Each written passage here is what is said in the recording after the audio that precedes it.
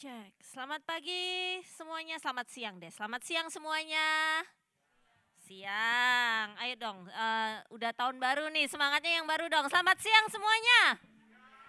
Siap. Bagi yang di luar bisa kami undang untuk masuk ke dalam. Ini udah kayak di pesawat aja. Tes. Bagi para penumpang yang masih di luar, kami undang untuk bisa masuk. Pesawatnya udah mau lepas landas ini.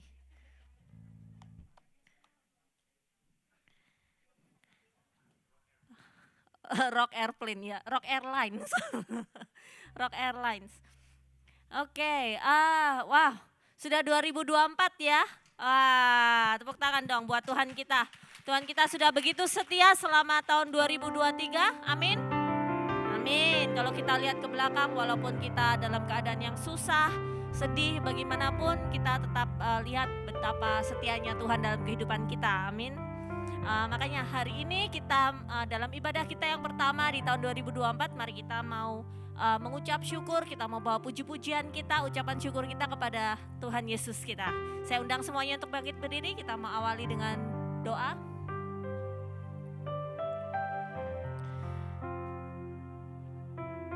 Bapa, kami mengucap syukur Tuhan untuk kesetiaan-Mu, untuk kasih setiamu yang sudah Engkau berikan kepada kami sepanjang tahun 2023 Tuhan. Di mana saat-saat kami susah Tuhan, saat-saat kami sedih Tuhan, tapi Engkau gak pernah meninggalkan kami. Bahkan Engkau kirimkan ya Bapak komunitas, orang-orang di sekitar kami untuk membantu, mensupport kami, menghibur kami, menolong kami Tuhan. Begitu panjang kasih setiamu, begitu besar kesetiaanmu. Engkau sudah buktikan kasih sayang-Mu, betapa Engkau mencintai kami, betapa kami berharga di mata-Mu. Terima kasih Bapa. Pada awal tahun ini Tuhan, kami percaya Bapa, kami mau masuki tahun 2024 dengan keyakinan, dengan iman bahwa Engkau juga akan menolong kami, Engkau akan menjagai kami sepanjang tahun 2024 Tuhan. Dan Engkau adalah Allah yang besar, Allah yang kuat, di mana kami bisa menaruh semua kepercayaan kami ke dalam tangan-Mu. Terima kasih Tuhan, terima kasih untuk semua berkat-berkat-Mu, terima kasih untuk kesehatan yang sudah Engkau berikan dan yang akan Engkau berikan di tahun ke depan. Terima kasih Yesus. Di dalam nama Tuhan Yesus, semua jemaat yang siap untuk memuji meninggikan nama Tuhan Yesus, sama-sama katakan amin. Mari kita mau memberikan puji-pujian kita yang terbaik untuk Tuhan. Kita mau ucapkan syukur kita.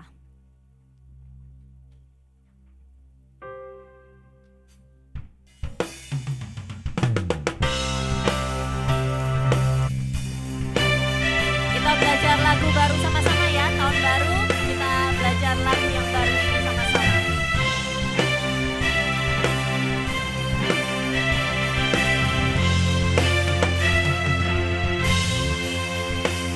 Give thanks to the Lord, His love endures forever. Give praise to the Lord, beside Him there's no other. Give thanks to the Lord, give thanks to the Lord, His love endures forever. Give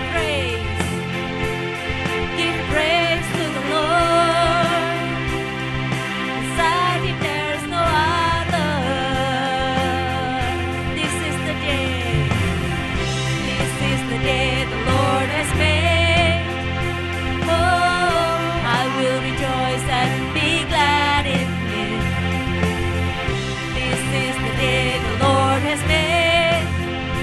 Oh, I will rejoice and be glad in it. He brought us from mourning to dancing, from glory to glory. This is the day the Lord has made. So what are we waiting for? La la la la la la. Come on and praise the Lord. La la la la la la. Hear the word of the Lord. There's freedom for the captive. Good news to the poor, and beauty for the ashes. So what are we waiting for?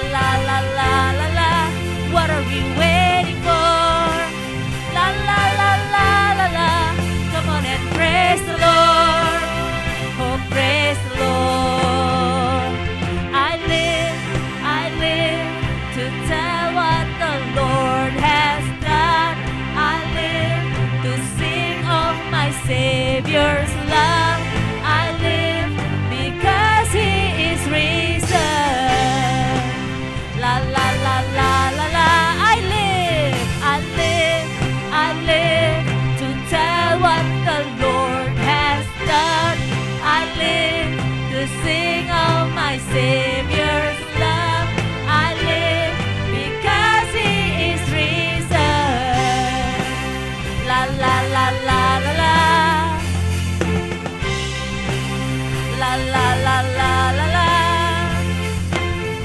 This is the day the Lord has made. Oh, I will rejoice and be glad in it. This is the day the Lord has made. Oh, I will rejoice and be glad. This is the day. This is the day the Lord has made. Oh, I will rejoice and be glad in it. This is the day the Lord has made. Oh, I will rejoice and be. He brought us from mourning to dancing, from glory to glory, from morning to dancing, from morning to dancing, from glory to glory. This is the day the Lord has made. So what are we waiting for?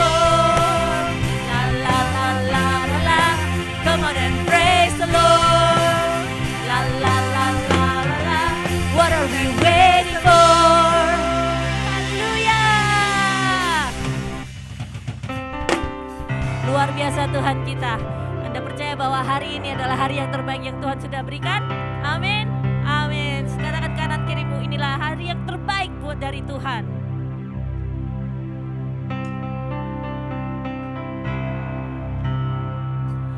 Hidupku ada di tangan-Mu. Kau beri rancangan yang terindah. Tak hanya yang baik saja yang ku terima. Walau tubuhku diremukkan, walau jiwaku terkoyakkan, pujianku takkan terhentikan. Roh-Mu yang memberi penghiburan. Mari semuanya. Akan ku pikul salibku, cukuplah kasih setiamu. Ku bertahan, Kau kuatku, teguhkan imanku. Mari semuanya. Ku mau tetap bersyukur, senantiasa bersyukur. Segala yang ku alami, biar kehendak-Mu terjadi. Ku mau tetap bersyukur, senantiasa bersyukur. Hatiku kan tersuka, sebab hari ini hari yang terbaik. Yeay. Hidupku ada di tangan-Mu. Kau beri rancangan yang terindah. Tak hanya yang baik saja yang ku terima. Walau tubuhku diremukkan, walau jiwaku terkoyakkan, pujianku takkan terhentikan. Roh-Mu yang memberi penghiburan. Oh, akan ku pikul salibku, cukuplah kasih setiamu. Ku bertahan, Kau kuatku, teguhkan imanku. Oh, ku mau tetap bersyukur, senantiasa bersyukur.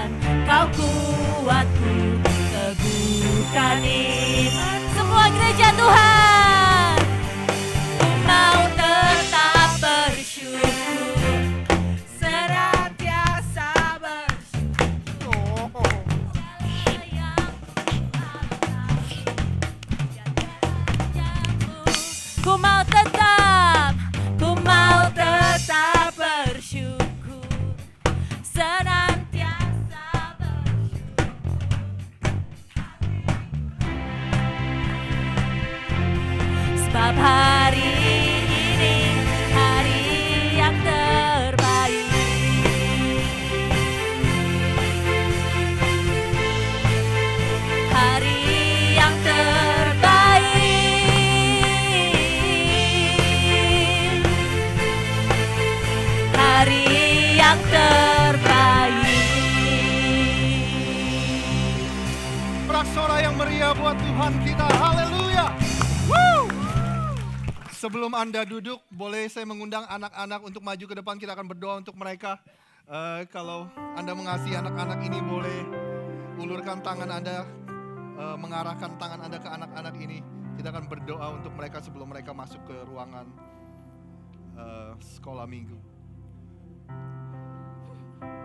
Mari kita berdoa. Tuhan, kami mengucap syukur. God, we thank you for each and every one of them. We are grateful for them, Lord, when we thank you and we speak blessing over them and we know that your favor will follow them. Kami tahu Tuhan mempunyai rencana yang luar biasa dalam kehidupan anak-anak ini, Tuhan. Kami katakan berkat, kami katakan favor Tuhan, kami katakan kasih karunia Tuhan melimpah atas kehidupan mereka. Kami juga mengucap syukur. Kami sebagai orang tua mempunyai kesempatan Tuhan untuk berjalan bersama dengan mereka, untuk membantu mereka mengenal siapa Bapa mereka yang ada di surga. Kami mengucap syukur atas setiap guru sekolah minggu yang ada di gereja ini Tuhan, yang telah menginvestasikan waktu, tenaga, semuanya kepada anak-anak ini. Kami percaya semua yang dilakukan tidak akan kembali dengan sia-sia. Sekali lagi kami katakan berkat, biar visi Tuhan, mimpi Tuhan tertanam di dalam kehidupan mereka. Mimpi mereka untuk kerajaan-Mu Tuhan. Dalam hidup ini biar purpose Engkau, tujuan hidup yang Tuhan sudah tanamkan dalam kehidupan mereka, semuanya tergenapi. Kami mengucap syukur di dalam nama Tuhan Yesus kami sudah berdoa. Yang percaya sama-sama katakan amin. Anda dipersilakan duduk. Bye kids.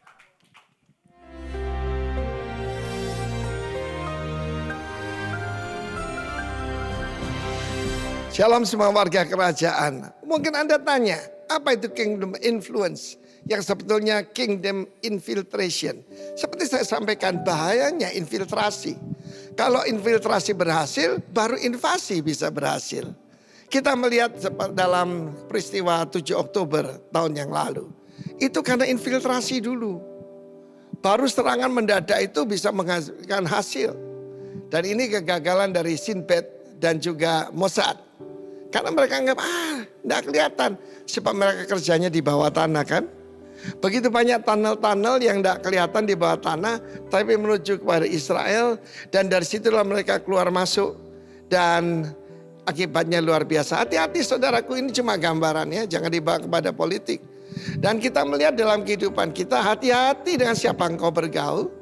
Hati-hati dengan siapa engkau percaya. Sebab dari apa yang saya sampaikan, Yesus sendiri berkata, hati-hati kepada ragi daripada Farisi dan juga daripada Saduki. Bahkan saya tambahkan bahaya daripada ragi Herodiani, ya, ragi Herodes. Herodes itu tidak punya legitimasi untuk jadi raja di Israel. Tapi dengan cara menjilat kepada Kaisar Romawi, maka dia dan keturunannya diberikan yaitu 4 daerah itu ya, tetrak ya, 4 daerah. Ada yang di daerah Galilea, ada yang Yudea, ada yang Samaria. Dan saya mau beritahu saudara, itulah dunia saudaraku. Jadi sekali lagi Yesus menegaskan apa itu ragi. Di dalam Matius 16 ayat yang selanjutnya dikatakan itu adalah doktrin daripada Farisi dan Saduki ya. Jadi bukan tentang grup atau kelompok tetapi tentang pengajaran. Jadi saya tetap berkata, hati-hati apa yang infiltrate ke dalam hidup Anda. Karena seperti seorang wanita, ya itu yang harus kita lakukan. Kerajaan surga, masuknya pelan-pelan. Memberikan pengaruh, memberikan teladan. Orang melihat kita berbeda dengan yang lain. Kalau light itu adalah invasion. Tetapi kalau garam dan juga ragi, itu diam-diam saudara ya. Infiltrasi, memberikan influence. Saya percaya garam itu dan terang adalah kingdom culture. Tetapi sekali lagi menghadapi tahun yang baru ini harus dimasukkan dalam adonan. Saya kebetulan ibu saya dan tante saya itu jago membuat kue. Dan kadang-kadang karena kurang tenaga, saya juga bantu untuk membuat kue kalau hari Natal, kita jual hari raya dan sebagainya. Di situ saya melihat bahwa ragi yang kecil itu bisa mempengaruhi adonan yang besar. Dan ragi tidak pernah menjadi bagian daripada adonan. Ketika dibakar dengan api, ketika ada penderitaan, ketika ada tekanan, justru makin membesar. Karena itu diaduk itu jadikan satu. Banyak daripada kita salah. Raginya dimasukkan dalam botol yang namanya gereja. Tidak, harus masuk ke marketplace. Harus memberikan pengaruh di dunia, ya. Karena tidak ada pembatasan antara sekuler dan agama seperti yang biasa orang dengar. Itu pengajaran Farisi. Tetapi yang Saduki itu adalah liberalism. Dan sekarang ini anak-anak muda tertarik dengan yang begitu. Sekali lagi saya anti casual Christianity. Kita percaya militant Christianity. Saudaraku, jadilah ragi. Dan kita bukan jadi, kita adalah ragi yang dimasukkan dalam adonan sampai khamir seluruhnya. God bless you. Amin. Amin, amin. Selamat pagi menjelang siang kepada Anda semua. Happy New Year.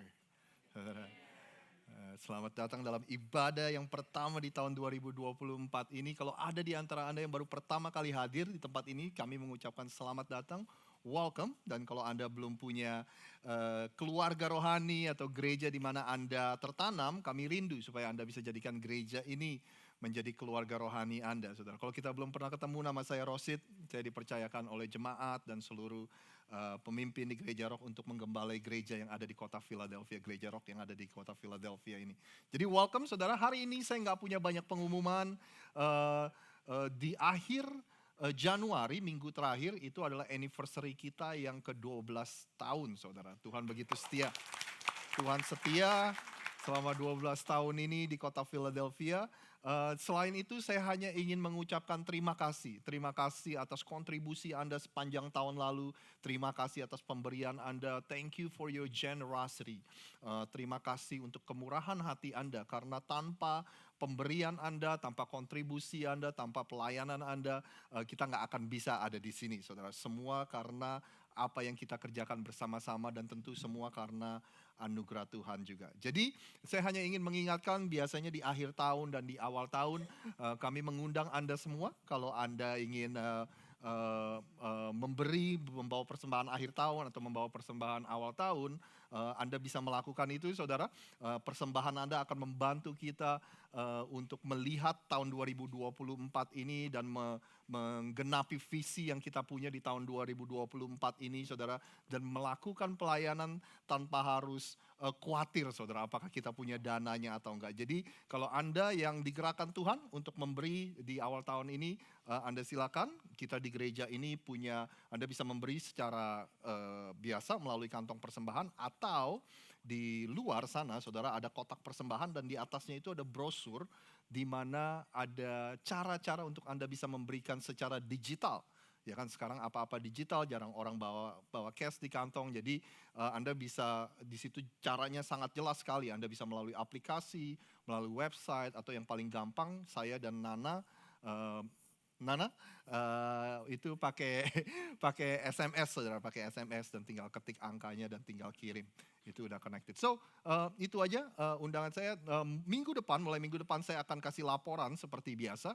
Di awal tahun kita kasih laporan dampak apa yang kita lakukan atau yang kita buat sepanjang tahun 2023. Dari pekerjaan misi, dari uang apa yang kita pakai. Saya akan rangkum dan saya akan berikan laporannya kepada Anda. Jadi itu aja pengumuman hari ini saudara.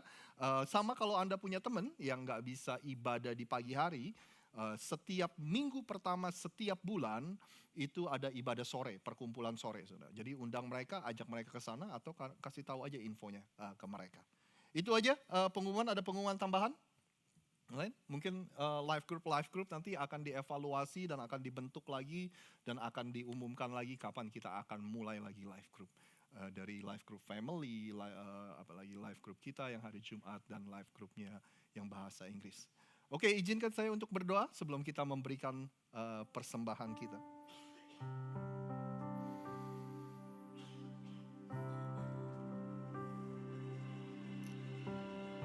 Bapa, kami sungguh mengucap syukur atas segala sesuatu yang terjadi di tahun 2023 Tuhan. Kami bersyukur atas segala perbuatan-Mu dan kesetiaan-Mu Tuhan. Dan di tahun 2024 ini, bahkan sebelum kami melewatinya, kami ingin mengucapkan syukur di hari ini Tuhan. Apapun yang terjadi di depan, apapun yang terjadi sepanjang tahun ini, kami mengucap syukur. Sebab Tuhan baik, sebab Tuhan setia, dan kasih setiamu melimpah atas kehidupan setiap kami Tuhan.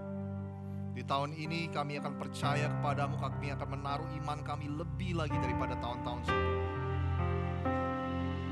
Terima kasih Tuhan, Engkau begitu baik, Engkau begitu luar biasa dalam kehidupan kami. Engkau mengetahui setiap kebutuhan kami, Engkau mengetahui setiap apa yang kami perlukan. Tuhan, kami bawa persembahan kami di awal tahun ini. Kami berdoa Tuhan,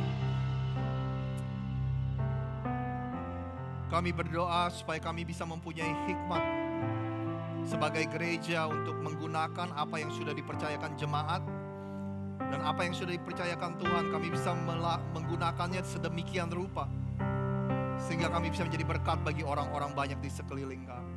Terima kasih Tuhan. Kami tahu semua yang kami punya, semua yang kami bisa, semua yang ada dalam hidup kami dan ada dalam tangan kami, semua berasal daripada Engkau.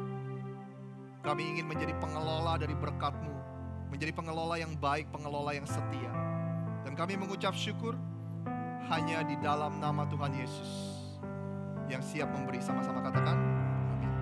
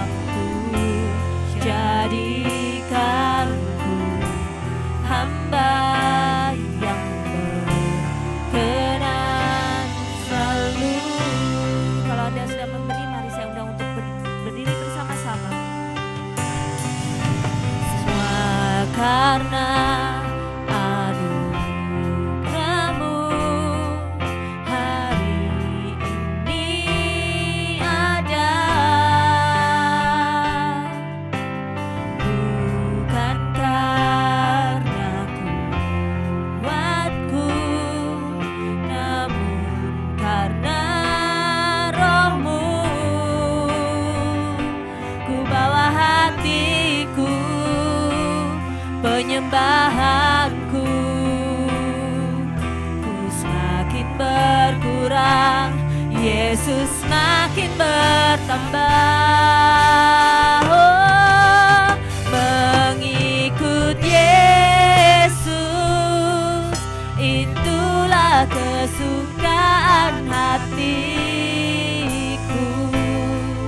Ku lepas semua hakku mengenal kehendaknya di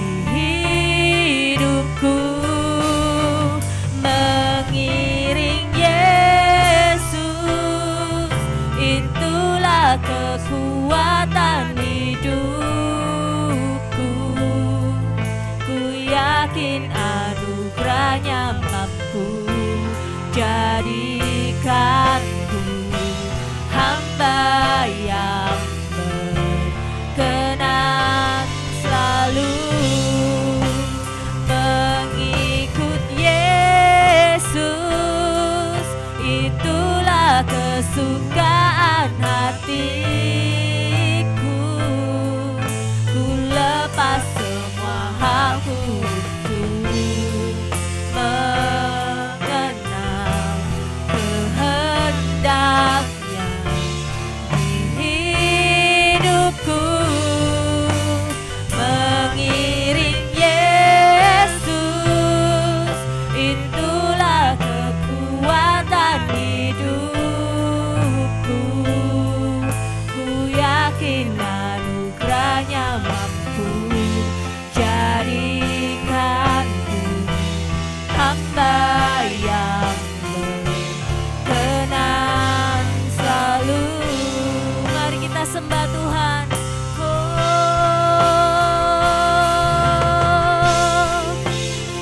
terima kasih Tuhan. Oh, terima kasih Yesus. Anugerah-Mu selalu ada pada kami Tuhan. Oh, terima kasih Yesus Tuhan. Kau yang selalu sertai kami, Kau yang selalu jagai kami.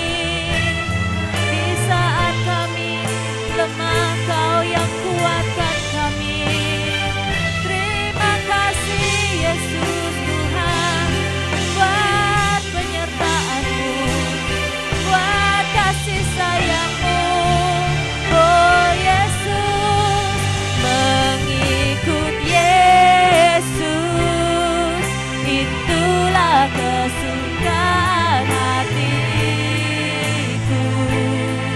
ku lepas semua hakku untuk mengenal kehendaknya di hidupku, mengiring Yesus.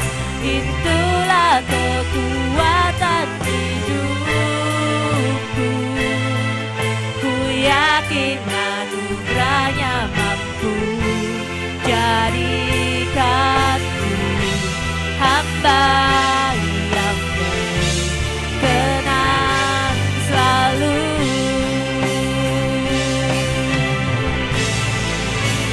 Mengikut Yesus, itulah kesukaan hatiku, ku lepas semua hakku untuk mengenal kehendaknya di hidupku, mengiring Yesus. Itulah kekuatan hidupku, ku yakin anugerahnya mampu jadikanku hamba yang berkenan selalu.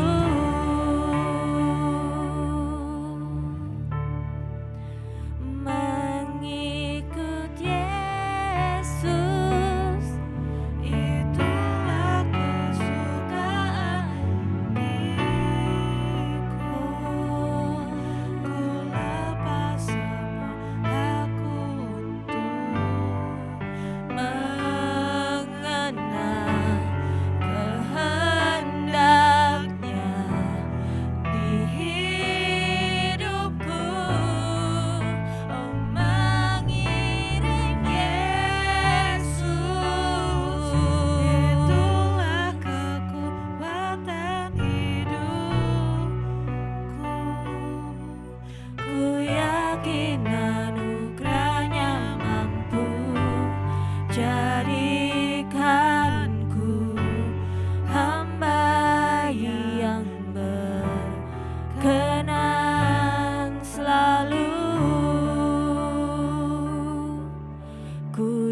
yakin anugerahnya mampu jadikanku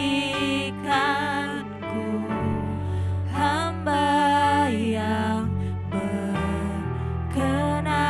Sekali lagi ku yakin anugerahnya mampu jadikan anak yang berkenan selalu.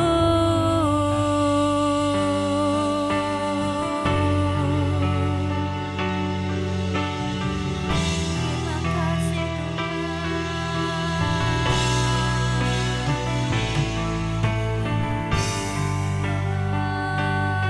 Terima kasih Yesus. Ini kami anak-Mu. Kita angkat roti yang ada di tangan kita.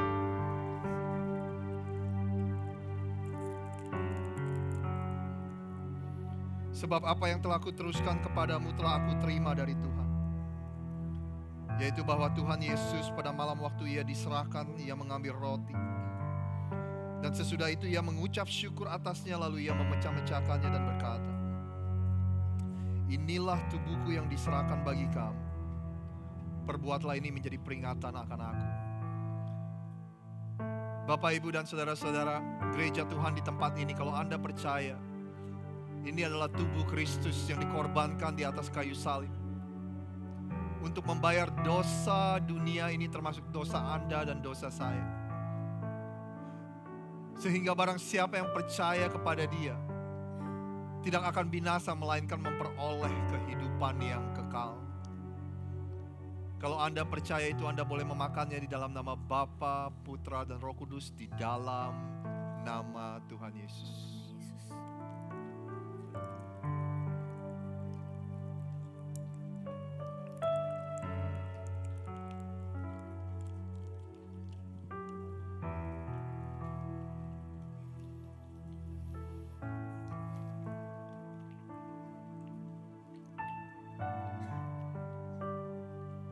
Anda boleh mengangkat anggur yang ada di tangan Anda. Demikian juga ia mengambil cawan sesudah makan. Lalu berkata, cawan ini adalah perjanjian baru yang dimateraikan oleh darahku. Perbuatlah ini setiap kali kamu meminumnya menjadi peringatan akan aku. Bapak, Ibu, dan saudara semua gereja Tuhan di tempat ini, kalau Anda percaya, anggur yang ada di tangan kita adalah darah Kristus. Darah yang dicurahkan dari atas kayu salib untuk membasuh bersih dosa dunia ini. Sehingga kita yang menaruh iman di dalam Kristus Yesus, kita dibenarkan, kita disucikan, kita diampuni dosa kita. Bapak, Ibu, kalau Anda percaya bahwa darah ini juga mempunyai kuasa untuk menyembuhkan kita, untuk memberi sebuah permulaan yang baru, untuk merestorasi, mentransformasi kehidupan kita. Kalau Anda percaya bahwa darah ini, darah Kristus adalah sumber dalam kehidupan kita. Kalau Anda percaya semuanya itu, Anda boleh meminumnya di dalam nama Bapa, Putra, dan Roh Kudus, di dalam nama Tuhan Yesus.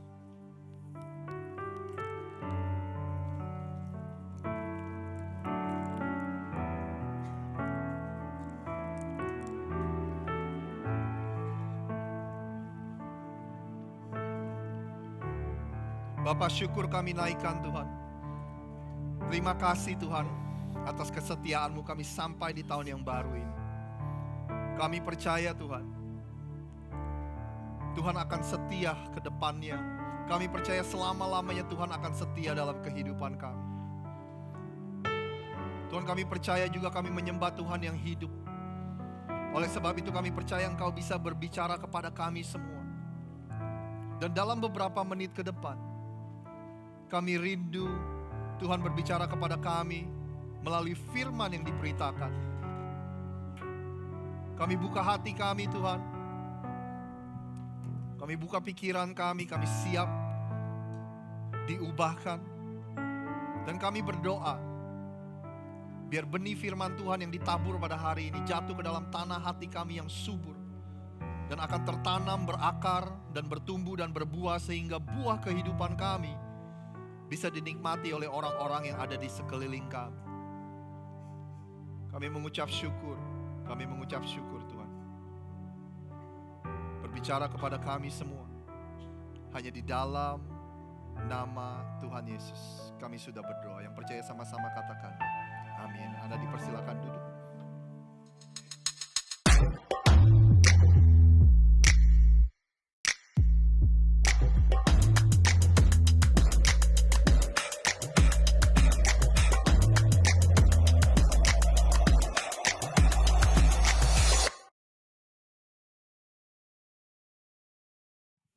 Boleh saya memulai dengan sebuah pertanyaan, saudara?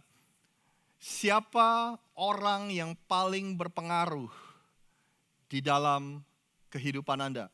Who is the most influential person in your life? Ketika Anda mendengar pertanyaan ini, ada beberapa orang mungkin timbul dalam pikiran Anda. Mungkin orang tua, mungkin kakak, adik, teman kerja, manajer, pemimpin di tempat kerja, saudara, mentor, youth pastor. Siapa orang yang paling berpengaruh dalam kehidupan? Who is the most influential person in your life? Tahukah Anda, orang yang paling berpengaruh dalam hidup Anda dan saya itu adalah diri kita sendiri. Kenapa, saudara? Dr. Paul Tripp bilang gini, no one is more influential in your life than you are because no one talks to you more than you do. Dr. Paul Tripp bilang gini, saudara, tidak ada seorang pun yang paling berpengaruh dalam hidup Anda dan saya lebih daripada kita sendiri karena kitalah orang yang paling sering berbicara kepada diri kita sendiri. Anda menangkap maksudnya, saudara? Hari ini, di tahun yang baru ini, kita akan memulai serial khotbah yang kita beri judul I Quit, saudara. Bahasa Indonesianya saya berhenti. Katakan sama-sama I quit. 1, 2, 3, I quit. Katakan sebelah Anda, katakan I quit, saudara. Telepon bos Anda sekarang katakan, jangan saudara, jangan. Kerjaan lagi susah. Biasa di tahun baru banyak orang membuat yang namanya New Year's Resolution, ya kan, banyak komitmen yang kita baru di tahun baru ini saya mau mulai hidup sehat, ya kan, apalagi saudara mau mulai makan makanan yang sehat, mau mulai ini dan mulai itu identik dengan yang namanya New Year's Resolution, benar ya saudara ya? Atau mungkin sisi lainnya kita mau stop melakukan sesuatu, mungkin saya mau kurangin main sosial media, saya mau kurangin makan makanan yang gak sehat, saya mau kurangin apalagi saudara nonton drama Korea, ya kan saudara. Saya mau kurangin hal-hal itu, ya kan. Jadi identik dengan antara kita mau memulai sesuatu atau kita mau berhenti melakukan sesuatu. Nah, di serial khotbah ini kita akan membicarakan beberapa hal yang kita pikir kalau Anda bikin komitmen untuk berhenti aja melakukan hal-hal ini, maka tahun 2024 akan jauh lebih baik daripada tahun-tahun sebelumnya, saudara. Di minggu-minggu yang depan, Pastor Bobby akan mengambil 1 hari minggu untuk membicarakan tentang ini, saudara. I quit living paycheck to paycheck. Anda tahu maksudnya, saudara? Living paycheck to paycheck bahasa Indonesianya tuh gaji kita masuk tapi cuma numpang lewat, kita liatin doang, saudara. Terus keluar lagi, saudara. Ya kan? Masuknya berapa, keluarnya habis semua, saudara. Jadi I quit living paycheck to paycheck untuk memanage, untuk mengelola uang kita dengan baik. Lalu di anniversary gereja di minggu terakhir bulan Januari kita akan bicara tentang I quit living in isolation. Kita mau berhenti hidup terisolasi sendiri tapi kita mau plug in, kita mau tertanam di dalam komunitas. Hari ini, saudara, saking pentingnya pesan ini, makanya saya taruh di hari Minggu pertama di tahun yang baru. Kita akan melakukan ini, saudara. Kita akan bersama-sama belajar. I quit the negative self-talk. Saya mau berhenti berkata-kata yang negatif kepada diri saya sendiri. Seperti yang Anda baru dengar. Andalah dan sayalah orang yang paling berpengaruh kepada diri kita sendiri. Saya ingin tanya, berapa banyak dari Anda, how many of you talk to yourself? Berapa banyak Anda berbicara kepada diri Anda sendiri? Semua dari kita, everybody does, right, saudara? Pertanyaan berikutnya, kalau apa yang Anda katakan ketika Anda berbicara kepada diri Anda sendiri? What do you say when you talk to yourself? Apakah Anda mengatakan hal-hal yang negatif, ya kan, aduh dasar nih bego, gue mati deh, gue deh, enggak lah gue gak bisa, gue bukan siapa-siapa, gue pecundang, saudara. Apakah hal-hal negatif seperti itu, atau hal-hal yang memberikan kehidupan, kata-kata yang memberikan kehidupan, saudara? Coba pertanyaan berikutnya, bayangin kalau suara di kepala Anda itu, Anda katakan kepada teman Anda. Ya kan, bego nih gue nih, aduh pecundang nih gue. Tapi kita ganti, dasar lu bego, dasar lu pecundang. Kira-kira Anda akan punya lebih banyak teman, lebih sedikit teman, atau enggak punya teman sama sekali? Ya kan? Kadang-kadang saudara, kita lebih sadis kepada diri kita sendiri daripada kita kepada orang lain dalam perkataan kita. Anda tahu gak maksud saya, saudara? Makanya kita perlu mengambil waktu untuk membahas ini, karena apa yang kita katakan kepada diri kita sendiri itu sangat penting, sangatlah penting, melebihi apa yang Anda bayangkan. Pengetahuan psikologi yang paling dasar, saudara, the law of human behavior. Psikologi itu kan tingkah laku manusia, mempelajari tingkah laku manusia. Yang paling dasar itu berkata seperti ini, apa yang Anda pikirkan itu akan menjadi apa yang Anda percayai. Apa yang Anda percayai itu yang akan menjadi apa yang Anda rasakan. Dan apa yang Anda rasakan pada akhirnya itulah yang akan Anda perbuat, saudara. Anda menangkap maksud saya? What you think is gonna turn into what you believe. And what you believe is gonna turn into what you feel. And what you feel eventually is gonna turn into what you do. Menjadi action kita, perbuatan kita. Ya kan? Bayangin di sumber dari itu, di atas dari hukum itu, yang di awal mula, titik awal dari hukum itu adalah apa yang Anda pikirkan. Itulah permulaan dari segalanya. Ya kan? Apa yang Anda pikirkan itu akan mempengaruhi sisa dari apa yang terjadi sama kita. Bayangin sumber mata air, saudara, yang sumbernya sudah terkontaminasi. Maka semua air yang mengalir dari sumber air mata air itu akan terkontaminasi, saudara. Ya kan? Bayangin Anda pagi-pagi coba kancingin baju, begitu atasnya udah salah lubang, pasti semuanya jadi salah. That's the law of human behavior. The most basic hal yang paling dasar tentang tingkah laku manusia. Dikatakan seperti itu. Tapi bukan cuma dunia psikologi aja yang banyak bicara tentang hati-hati tentang apa yang kita pikirkan. Alkitab 3000 tahun yang lalu, sebelum ada istilah psikologi, Alkitab sudah mengatakan banyak hal tentang berhati-hatilah apa yang kita pikirkan. Amsal 23 ayat 7 dikatakan ini. Sebab seperti orang yang membuat perhitungan dalam dirinya sendiri, demikianlah ia, saudara. Bahasa Inggrisnya gini. For as he think in his heart, so is he.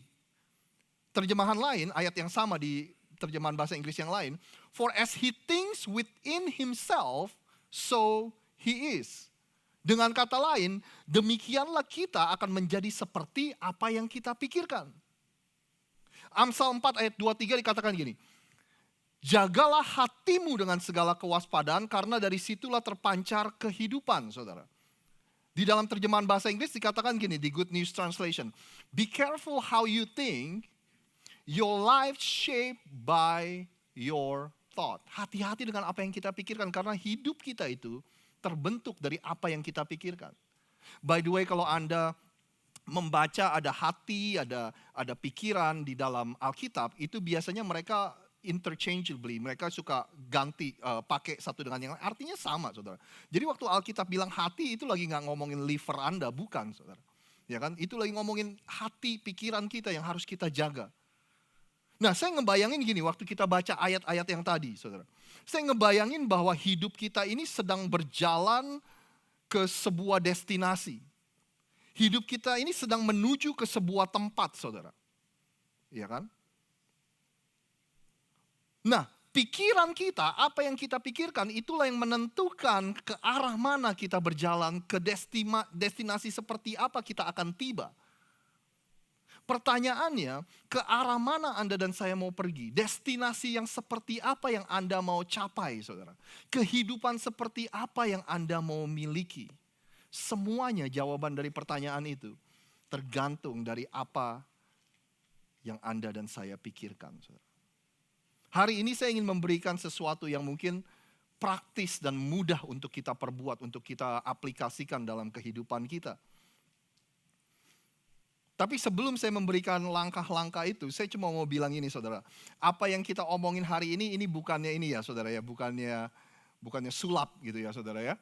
Jadi kalau Anda lihat mobil di pinggir jalan, parkir, ya kan jangan dipegang-pegang, jangan ditumpangin tangan saudara ya kan. Apalagi dikasih minyak urapan, nanti Anda ditangkap saudara. Ya kan mobil orang saudara ya. Jangan saudara, ini kita lagi gak ngomongin nih, waduh kalau saya mikirin itu mobil Ferrari itu, pokoknya saya pikirin siang malam, nanti dia akan muncul dalam hidup saya gitu saudara. Bukan itu yang kita lagi ngomongin ya. Itu bukan kekristenan saudara, itu sulap, itu magic ya saudara ya. Apa yang kita ngomongin hari ini, itu adalah lebih ke seperti ini saudara. Bagaimana kita bisa menavigasi kehidupan kita. Bagaimana kita bisa berjalan dalam kehidupan ini di saat dunia di sekeliling kita begitu negatif.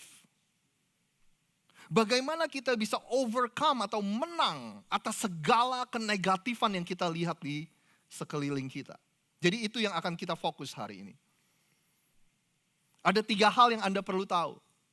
Ada 3 hal yang saya rasa Anda perlu familiar, Anda perlu ketahui, Anda perlu pelajari saudara, Anda perlu tahu ini bagaimana memakai ini. Atau aware atau sadar bahwa ini ada saudara. Yang pertama yang Anda perlu sadar dan Anda perlu ketahui. Ketahuilah ada yang namanya negativity bias atau prasangka negatif. Dan saya rasa Anda nggak perlu penjelasan yang panjang lebar karena kita semua setuju sekali lagi bahwa dunia kita ini begitu negatif. Anda setuju gak kira-kira? Ya kan? Semua yang Anda baca, semua yang Anda tonton, berita yang Anda nonton saudara, semuanya negatif saudara. Bahkan mereka udah tahu rumusnya. Kalau ingin berita kita ditonton, kalau ingin bacaan kita dibaca, kalau ingin video kita ditonton, semakin kita negatif, orang akan semakin menyukainya. Mereka udah tahu rumusnya. Kalau ada di antara Anda yang tahun 2024 ini ingin jadi YouTuber, saudara, ada sebuah tips saya pernah baca. Ketika Anda nanti upload video Anda, semakin negatif judul video Anda, kemungkinan besarnya Anda semakin banyak dapat klik. Saudara. Semakin dunia itu rasanya mau kiamat, semakin pasti banyak yang nonton video Anda. Itu tips dari salah satu YouTuber. Siapa tahu ada di antara Anda yang ingin jadi YouTuber tahun ini. Nah, kalau Anda sudah sadar bahwa dunia kita ini begitu negatif, saudara, itu baik buat kita. Karena kalau kita nggak sadar, maka kita akan terinfeksi dengan virus negatif itu. Kalau kita nggak hati-hati, kita juga bisa jadi negatif, saudara. Ada dunia yang khusus mempelajari otak manusia, neuroscience, saudara. Mungkin bukan cuma otak manusia aja ya. Tapi pakar-pakar ini mempelajari otak kita dan berkata bahwa hal-hal yang negatif itu lebih cepat berbekas di otak kita, saudara. Dan dia itu lebih lama tinggal di dalam pikiran kita daripada hal-hal yang positif. Itu menurut pembelajaran mereka. Coba Anda bayangin saudara, kita nggak perlu neuroscience lah untuk menjelaskan itu. Bayangin abis pulang dari gereja, abis pulang ibadah ini, ada 100 orang yang memuji Anda. Aduh kamu kurusan ya kan? Kelihatan lebih langsing lu, 100 orang bilang dan memuji Anda kurusan, Anda wah dietnya berhasil dan sebagainya. Terus Anda ketemu 1 orang. Kok gemukan sih sekarang gitu. Ya kan? Itu biasa tuh orang-orang Indonesia kalau ngomong gitu, kok gemukan ya sekarang ya apa gitu ya.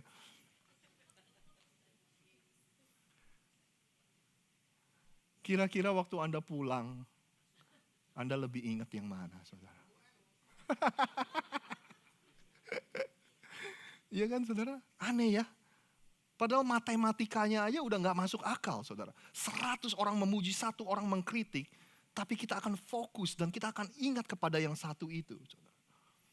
Nah kalau kita sadar akan semuanya ini saudara. Ini baik buat kita. Karena kalau enggak kita pun akan jadi negatif saudara.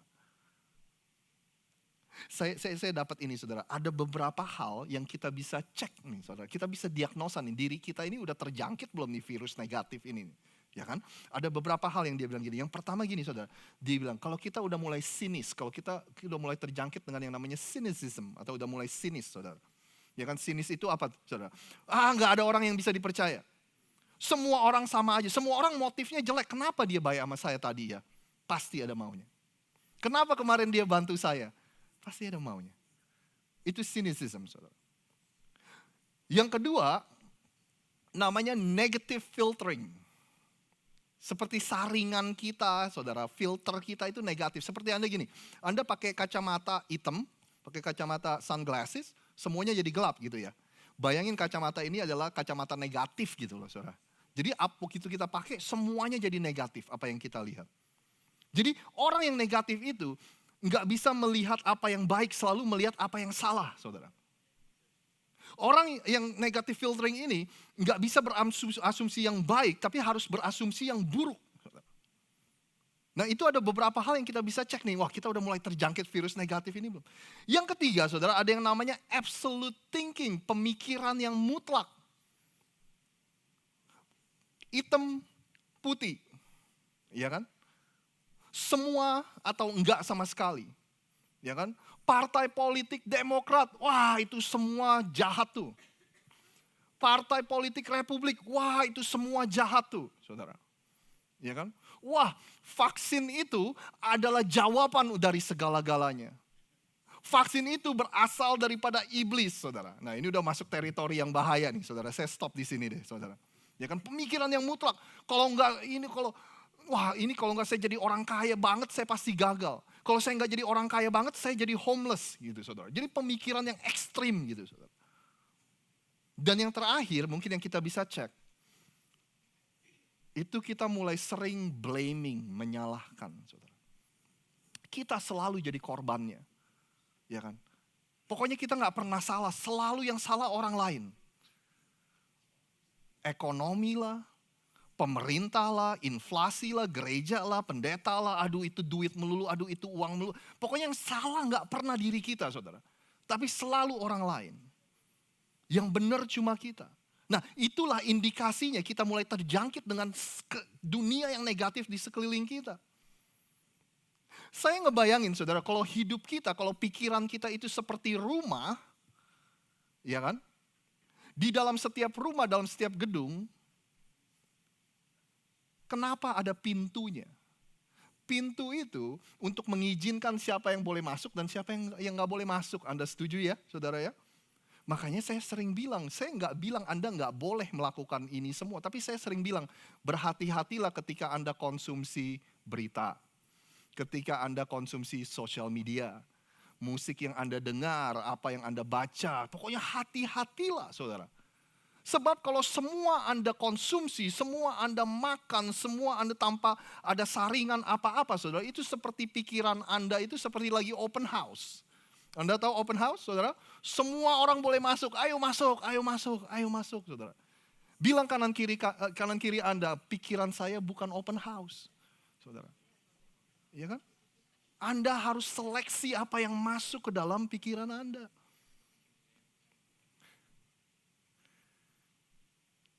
Roma pasal 12 ayat 2 dikatakan gini, janganlah berpikir dan bertingkah seperti orang di dunia ini. Ini ayat yang biasa Anda baca, cuma saya pakai terjemahan lain saudara. Yang jangan menjadi serupa dengan dunia ini, tetapi pokoknya be transformed by the renewing of your mind gitu saudara. Tapi ini pakai bahasa Indonesia mudah dibaca. Janganlah berpikir dan bertingkah laku seperti orang di dunia ini. Tetapi biarlah Allah mengubah di dalammu dengan, Anda bantu saya, dengan apa saudara? Pola pikir yang baru. Dengan demikian kamu bisa membedakan dan menerima apa itu kehendak Allah, semua yang baik, menyenangkan Allah dan sempurna. Seakan-akan Rasul Paulus bilang gini, ada mayoritas orang di dunia ini yang cara berpikirnya ke arus yang ini saudara. Ya kan? Nah Rasul Paulus bilang kita nggak boleh ikutin arus itu, tapi kita harus perbaharui pola pikir kita, lawan arus itu saudara. Kenapa? Karena Paulus bilang Kalau kita ikut-ikutan negatif, kalau hidup kita dipenuhi dengan kenegatifan, saudara, maka kita nggak bisa menemukan kehendak Allah yang baik, yang berkenan dan yang sempurna.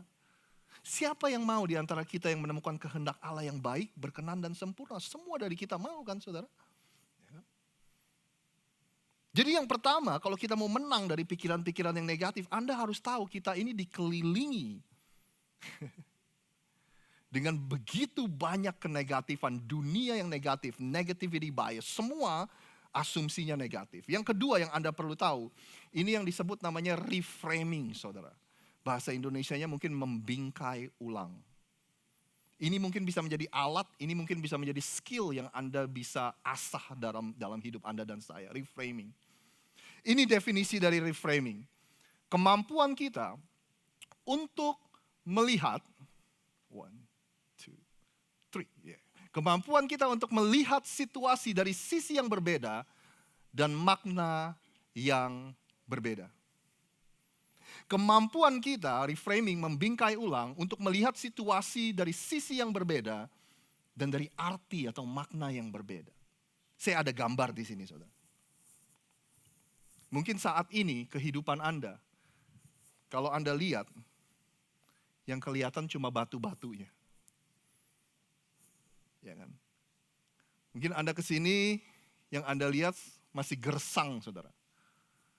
Masih batu-batu, saudara. Apa yang Anda alami, apa yang terjadi di masa lalu. Dengan kata lain, kita belum bisa melihat keindahan dari seluruh gambar ini. Ya kan? Dan kita mesti belajar untuk memindahkan bingkai ini. Dan tentu aja dengan pertolongan Tuhan, suatu hari kita bisa melihat keseluruhan dari gambar apa yang kita alami. Ada contoh yang menarik di Perjanjian Lama, cerita di Alkitab, di mana orang-orang Israel 400 tahun di tanah Mesir, lalu Tuhan memilih Musa untuk memimpin orang-orang ini keluar dari tanah Mesir, menuju ke sebuah tempat namanya Tanah Perjanjian, Promised Land. Ya kan? Nah, masalahnya sebelum mereka bisa menduduki Promised Land itu, mereka harus mengalahkan musuh-musuh yang ada di sekeliling itu. Nah, suatu hari Musa sebagai pemimpin mereka memilih 12 orang untuk dijadikan pengintai atau mata-mata, saudara. Hei, sebelum kita serang orang-orang di situ atau orang yang di tanah itu, kita intip dulu yuk, kita intai dulu yuk, mereka seperti apa, situasinya seperti apa. Nah, dikirimlah 12 pengintai itu, lalu 12 pengintai itu setelah scouting, setelah mengintai, dia balik ke Musa untuk memberikan laporan. Apa yang mereka lihat, apa yang mereka pantau, saudara. Nah, waktu kembali, sekelompok besar dari pengintai itu berkata seperti ini. Tetapi penduduk negeri itu kuat-kuat. Kota-kota mereka besar-besar dan berbenteng. Lagi pula kami melihat orang-orang keturunan raksasa di sana. Dia bilang gitu. Nah, di antara pengintai itu ada satu orang namanya Caleb, saudara. Caleb mengatakan gini, tetapi Caleb menenangkan hati orang-orang yang mengeluh kepada Musa. Kata Caleb, negeri itu harus kita harus serang dan kita rebut sekarang juga. Karena kita cukup kuat untuk mengalahkannya. Tetapi orang-orang yang kembali dengan Caleb itu berkata, tidak, kita gak sanggup menyerang mereka. Penduduk negeri itu lebih kuat dari kita. Wah, gila, kita gak akan mampu menang orang-orang yang gede-gede, raksasa dan sebagainya. Lalu Caleb berkata, kalau Tuhan berkenan kepada kita, Ia akan membawa kita ke sana dan memberikan tanah yang kaya dan subur itu kepada kita. Janganlah melawan Tuhan, jangan takut terhadap orang-orang yang tinggal di negeri itu, sebab dengan mudah kita akan mengalahkan mereka. Yang melindungi mereka sudah meninggalkan mereka. Anda bantu saya nih yang kalimat terakhir ini. 1, 2, 3. Dan Tuhan, jadi janganlah takut. Buat yang lain, situasi ini menakutkan. Buat Caleb, ini kesempatan. Buat yang lain, situasi ini wah gak mungkin banget nih kita menang. Tapi buat Caleb, ini adalah waktunya kita belajar untuk beriman kepada Tuhan.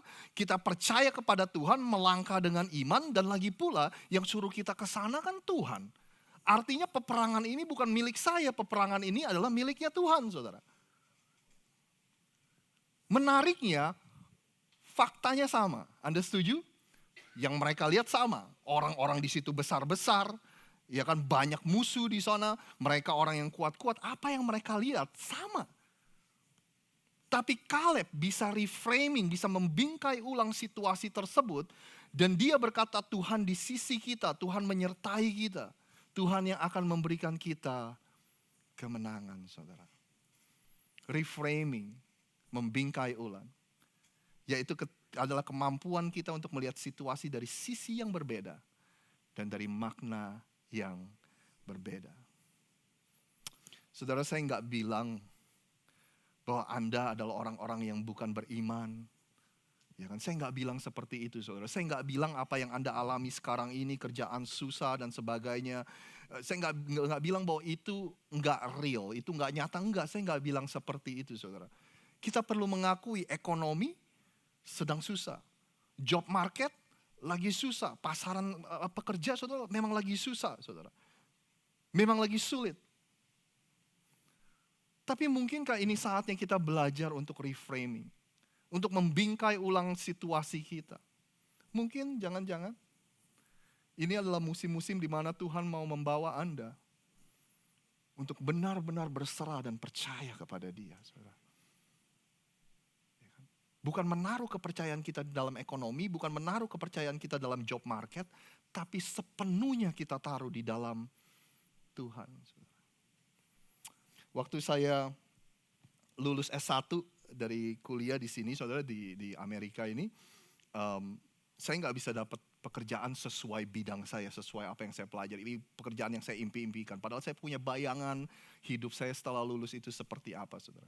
Dan kalau saya boleh jujur, saudara, saya merasa orang yang gagal waktu itu.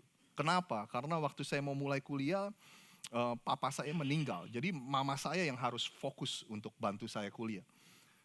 Kita udah bikin deal, mama akan kirim uang kuliah, sisanya saya yang cari. Apartemen, makan, apa pokoknya sisanya saya yang kerja dan saya yang cari, saudara. Dan di masa-masa itu juga koko saya sering kirim uang, kalau mama saya lagi gak ada uang, dia yang kirim uang untuk uang sekolah saya. Terus saya punya koko saya satu lagi kirim bantu juga, saudara. Jadi waktu saya gak bisa dapat kerja, I feel like I let a lot of people down. Saya merasa saya mengecewakan banyak orang, saudara. Tapi hari ini kalau saya boleh membingkai ulang apa yang saya alami, saya lagi mikir gini, saudara. Ya kan, anak-anak sekarang kan luar biasa, begitu lulus kuliah, gajinya 60, 70, 100 ribu setahun, saudara. Saya lagi ngebayangin gini, sebagai anak yang umur 20-an, kalau waktu itu saya dapat pekerjaan yang luar biasa, uang di kantong saya, kira-kira pernah gak saya merasa saya butuh Tuhan, saudara? Justru di masa-masa itu, saudara, di mana saya justru ketemu sama Tuhan, di mana saya menyerahkan hidup saya sama Tuhan, di mana saya menemukan makna hidup yang baru di masa-masa itu. Itu kalau saya boleh reframing cerita kehidupan saya, saudara. Masa lalu kita nggak bisa ubah, fakta kita nggak bisa ubah, saudara. Istri saya sering cerita, sering kesaksiannya mungkin Anda sering dengar. Dia berasal dari keluarga yang papa mamanya cerai, dia melewati musim-musim kehidupan di mana dia sangat pahit dengan papanya, saudara. Ya kan, ada banyak hal yang terjadi, personal issue, personal abuse yang dia lewati, saudara. Tapi hari ini kalau Anda tanya dia akan berkata seperti ini. Saya percaya bukan Tuhan yang menyebabkan semua itu terjadi. Tapi saya juga percaya Tuhan bisa memakai semua itu untuk menjadi berkat bagi orang lain. Hari ini, saudara, kalau ada orang yang broken home, orang papa mamanya cerai, melalui abuse dan sebagainya, saudara, itu udah jadi sweet spotnya Nana. Itu udah Nana itu gampang banget mengerti perasaan orang yang mengalami hal-hal seperti itu, saudara. Kita harus belajar reframing, membingkai ulang situasi yang kita alami. Kita gak bisa merubah masa lalu, kita gak bisa merubah fakta. Ada banyak dari kita yang mungkin pernikahan kita doesn't work out, gak berjalan dengan baik, kita ditinggal suami kita dengan wanita lain, mungkin perceraian terjadi dalam rumah tangga, saudara. Ya kan? Fakta kita nggak bisa ubah, masa lalu kita nggak bisa ubah. Tapi kita bisa membingkai ulang apa yang kita alami. Anda bersama saya, saudara? Tadi saya cerita bahwa papa saya meninggal di usia 50 tahun. Jadi sangat muda, waktu itu saya umur 20 tahun. Saudara. Hari ini saya sering bertanya-tanya. Kira-kira kalau dia masih hidup, percakapan antara anak yang sudah dewasa itu kira-kira percakapan kita itu isinya seperti apa ya? Karena saya nggak pernah merasakan sebagai anak yang udah dewasa punya ayah, saudara. Dan kira-kira what is our conversation look like? Saya sangat penasaran, saudara. Saya sangat penasaran gimana respon dia waktu dia lihat Melody dan Nolan. Masa lalu kita nggak bisa ubah, kenyataan kita nggak bisa ubah. Tapi kita bisa membingkai ulang, saudara. Saya ingat waktu papa saya meninggal, itulah masa-masa di mana saya mulai banyak bertanya tentang kehidupan. Biasa anak umur 20-an kan berpikir bahwa kita ini abadi, nggak mikirin akhir, saudara, ya kan? Tapi di masa-masa itu saya mulai banyak bertanya, kenapa ya hidup ini begini, kenapa hidup ini begini ya, saudara. Sama seperti musim COVID kemarin. Kita kehilangan banyak orang yang kita kasihi. Kita kehilangan banyak orang dekat, anggota keluarga. Itu memforsir kita. Untuk tahu apa sih yang penting dalam hidup kita. Apa sih yang jadi prioritas, apa sih yang gak begitu penting dalam hidup kita. Anda masih bersama dengan saya, saudara? Saya mau bilang gini, you cannot control what happened to you, but you can control how you frame it. Kita nggak bisa mengendalikan apa yang terjadi, tapi kita bisa membingkai ulang apa yang sudah terjadi.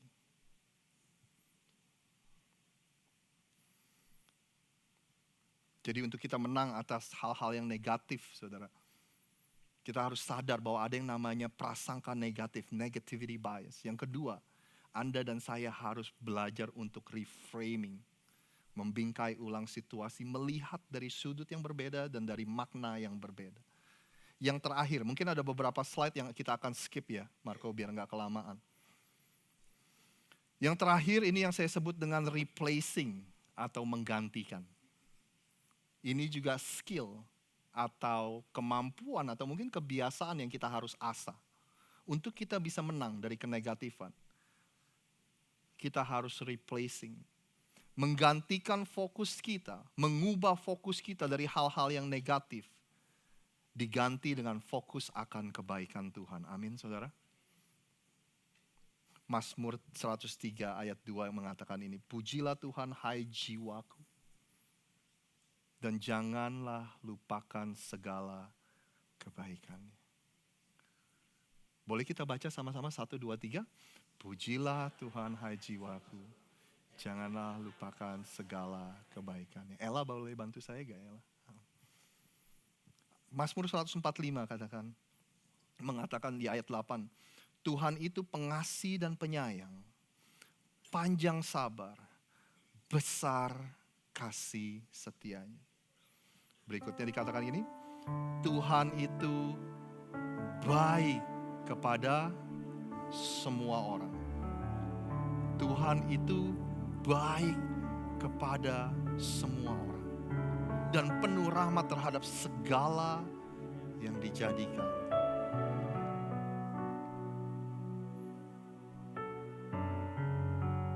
Saya mendapatkan ini, saudara, ini bukan asli dari saya. Dikatakan seperti ini. Not interpreting God through circumstances, but interpreting my circumstances through the goodness of God. Bahasa Indonesianya, jangan definisikan Tuhan melalui keadaan kita. Jangan definisikan Tuhan melalui apa yang kita alami, tapi definisikan keadaan kita dengan melihat kebaikan Tuhan.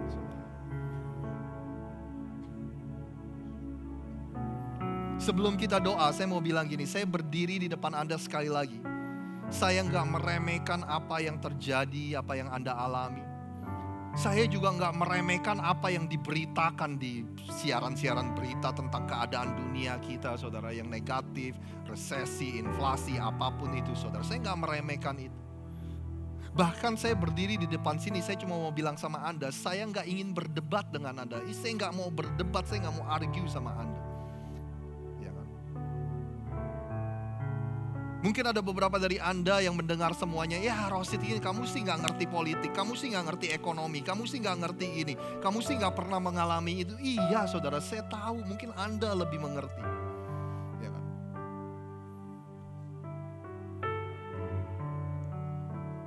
Jadi saudara, saya berdiri di sini bukan untuk berdebat. Kalau Anda mau terus hidup dalam kenegatifan, saya kan gak punya hak untuk melarang Anda. Benar gak sih saudara? Saya gak bisa melarang, saya siapa untuk melarang Anda? Tapi saya cuma mau bilang, Anda gak perlu memilih jalur itu saudara. Tuhan mengasihi Anda, Tuhan gak mau hidup Anda itu dipolusiin dengan hal-hal yang negatif saudara, yang akhirnya merampok damai sejahtera kita semua. Hari ini saya cuma mau bilang Anda punya pilihan. Tapi Anda harus tahu. Anda harus tahu kebenaran ini. That you will always find what you are looking for.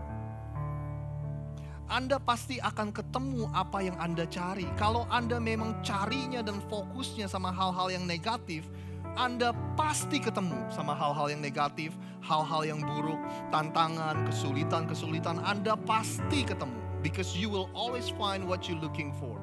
Tapi berita baiknya, kalau Anda memilih untuk mencari dan fokus dengan kebaikan Tuhan, Anda juga pasti akan ketemu, saudara.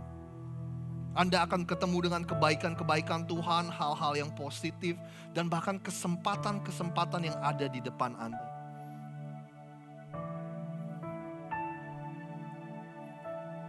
Ada dua burung ini yang tinggal di daerah yang sama. It's the vultures and the hummingbirds. Burung pemakan bangkai, burung nasar, dan burung kolibri. Kedua burung ini tinggal di daerah Amerika Utara di padang gurun. Burung pemakan bangkai yang dia cari selalu bangkai, hal-hal yang mati, hal-hal yang bau, hal-hal yang busuk, saudara. Ya kan? Tapi menariknya burung kolibri, hummingbird, tidak tertarik dengan hal-hal itu. Padahal kedua burung ini tinggal di lingkungan yang sama, di padang gurun. Tapi burung kolibri selalu mampu untuk bertemu dengan yang namanya madu dari bunga, saudara. Di tengah-tengah padang gurun ketemu aja madu bunga itu. Karena you will find what you are looking for. Anda akan ketemu apa yang Anda cari. Jadi hari ini kalau Anda memang tahu Anda punya pilihan, jangan lagi fokus dengan hal-hal yang negatif. Jangan lagi mengatakan hal-hal yang negatif tentang diri Anda, tentang hidup Anda. Tapi fokuslah dengan kebaikan Tuhan. Karena Anda tahu hari ini bahwa Anda punya pilihan. Doa saya, pilihlah dengan bijaksana. Buatlah keputusan yang bijaksana untuk fokus kepada kebaikan Tuhan. Saya ingin akhiri dengan melihat satu ayat ini. Satu ayat ini digantung di samping ranjangnya anak-anak saya, saudara. Jadi akhirnya, saudara-saudara, semua yang benar, semua yang mulia, semua yang adil, semua yang suci, semua yang manis, semua yang sedap didengar, semua yang disebut kebajikan dan patut dipuji. Apa saudara? Pikirkanlah semua itu. Yang gak benar, yang gak mulia, yang gak adil, yang gak suci, yang gak manis, yang gak sedap didengar saudara, yang bukan kebajikan, yang bukan patut dipuji, janganlah pikirkan hal-hal itu. Amin saudara. Ini doa saya untuk Anda. I pray that God, the source of hope, saya berdoa Tuhan yang adalah sumber dari pengharapan, will fill you completely with joy and peace, akan memenuhi Anda semua dengan sukacita dan damai sejahtera. Because you trust in Him, karena Anda percaya kepada Tuhan. then you will overflow with confidence. Anda akan, bahasa sederhananya, Anda akan penuh dan bahkan lumer dengan kepercayaan akan Tuhan. The confident hope through the power of the Holy Spirit. Roh Kudus akan membuat Anda menjadi percaya, confident akan pengharapan Anda di dalam Tuhan. Yang percaya sama-sama katakan, amin. Boleh kita bangkit berdiri bersama-sama. Kok Benny boleh saya undang untuk doa? Tutup semua.